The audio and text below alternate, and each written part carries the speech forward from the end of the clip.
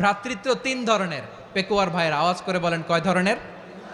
একটা হচ্ছে আল উখুয়া আল ইনসানিয়া, human Brotherhood, মানবিক দিক থেকে ভাই, যারাই মানুষ তারাই আমার ভাই।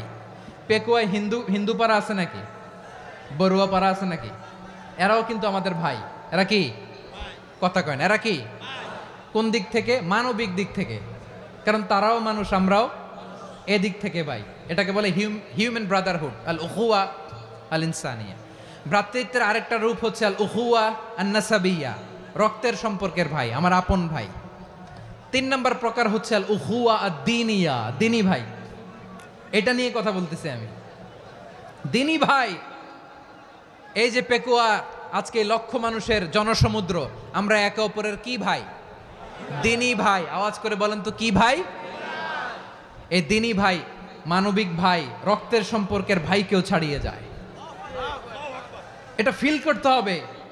পেকুয়ার জেনজি, এ আমার দিনী ভ্রাতৃত্ববোধ।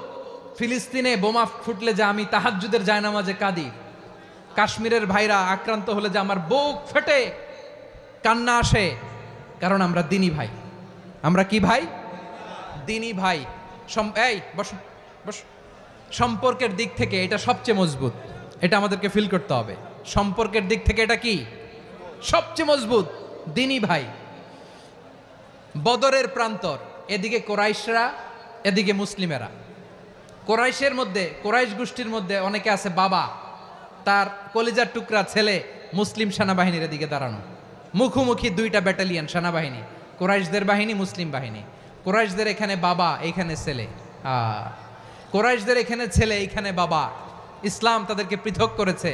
আর মুসলিম সেনাবাহিনীর মধ্যে কেউ কাউরে চিনে না, কেউ আনসার, কেউ মুহাজির, কেউ ছোট, কেউ বড়, কেউ দাস, কেউ মালিক, সব মিলেমিশে একাকার। কিসে তাদেরকে আবদ্ধ করলো? এই দিনই ভ্রাতৃত্ব। চিল্লায় বলো ঠিক কিনা?